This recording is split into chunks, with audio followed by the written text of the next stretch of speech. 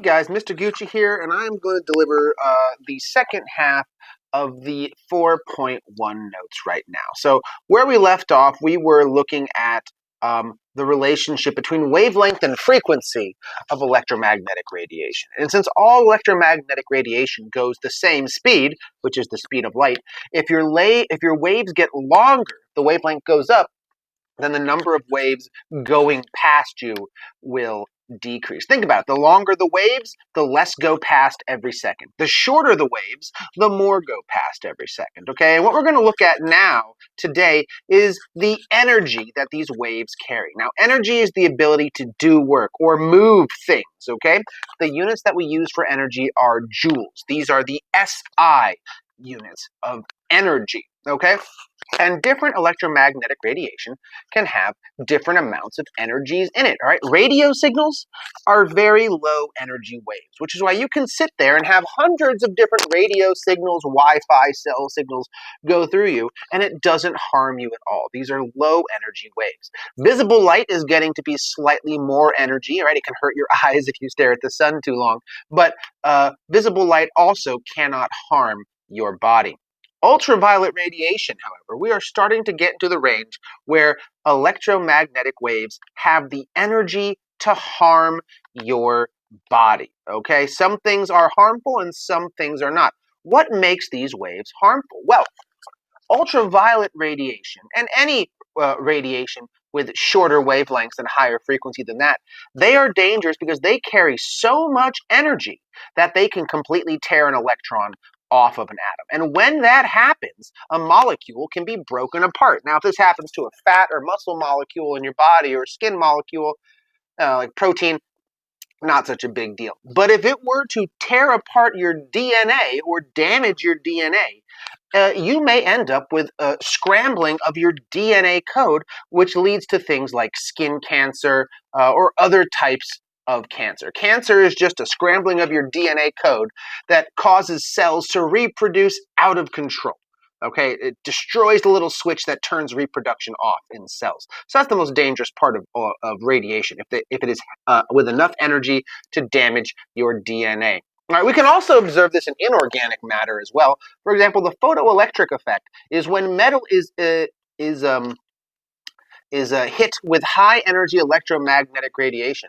Some of those electrons in the metal get so excited that they will actually break free and fly off. And this is how we were able to figure out that we can excite electrons completely off of an atom with the right amount of energy. Okay, now the energy contained in an electromagnetic wave is calculated using this formula right here. Okay, the energy of a burst of radiation equals Planck's constant times the frequency. All right, so the higher the frequency, the more waves hitting you every second, the higher the energy. Consider it like going to the ocean. All right, on a calm, easy day, you're going to have long, gentle waves that you can just lay back on and just rock you up and down. But in a violent storm, you're going to have short, choppy, violent waves. And when you're in the ocean, those short, choppy waves are far more violent than the long, gentle waves. So the more waves hitting you per second, the more energy it contains. And this man named Maxwell Planck figured out a constant. He figured out how much energy is being carried per wave that hits you. All right, and so he came up with this constant called Planck's constant. It's not a lot of energy, mind you, all right, but for every wave that hits you, you are being hit, or for every wave that hits you every second, you are getting 6.63 times 10 to the negative 34th joules for every wave that hits you per second. Okay, this is small. This is like the smallest number that you are going to encounter. But in spite of that, this is actually some of the easiest math you are going to encounter in this unit. Okay, so for example, if electromagnetic radiation has a frequency of 2.65 times 10 to the 14th hertz, what is the energy of that wave? All right, so again, it's real simple. And I'm just going to go to this document right here and show you. Okay, the energy being carried by this wave equals the frequency times this constant called Planck's constant. Okay, so the frequency was 2.65 times 10 to the 14th hertz, okay? And Planck's constant is 6.63 times 10 to the negative 34th joules per hertz. And so you just multiply these together. All right, as I've done before and we'll do again, I just go to a Google, a fresh tab, and I just enter it in 2.65 times 10 to the 14th times Planck's constant, 6.63. You can see I already did this once before, times 10 to the negative 34th. All right, and I just press enter. Bam. There we go. 1.75, that rounds up, so 76, 1.76 times 10 to the negative 19th. All right, so the amount of energy being carried in this wave is 1.76 times 10 to the negative 19th joules. Now, this is not a lot of energy. It is, in fact, a very, very, very small amount of energy. But you know what?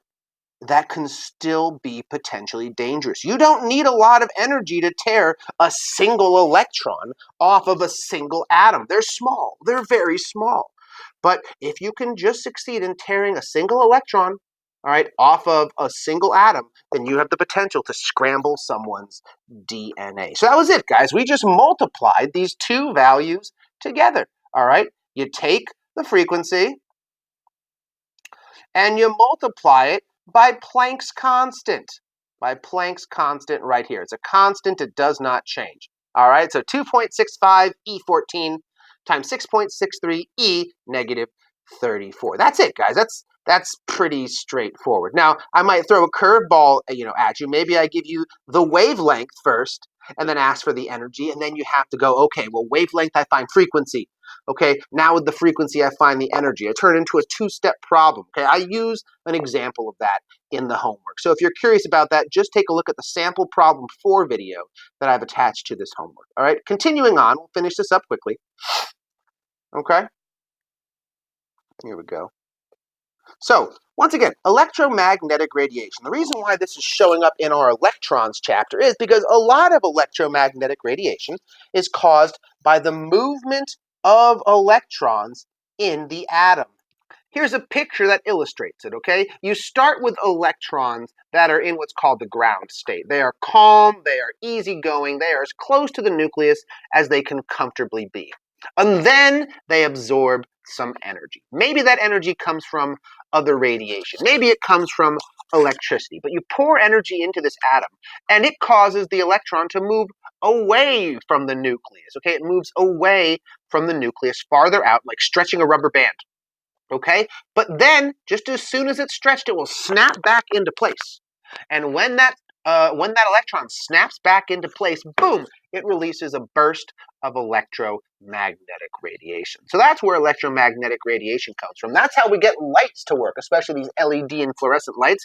We excite the electrons of atoms, and when they come back down to a ground state, they release a burst of energy, hopefully in a wavelength that we can see. All right, for example, fluorescent bulbs are made to have some electrons release a burst of radiation that's red. Some burst is orange, some yellow, some green, some blue, so that when we see it, it looks like white light. Okay, so once again, electromagnetic radiation is caused by the movement of electrons. All right, they start in a ground state, a low energy state, until they absorb energy from electricity, from electromagnetic radiation, from chemical reactions as well. All right, totally possible.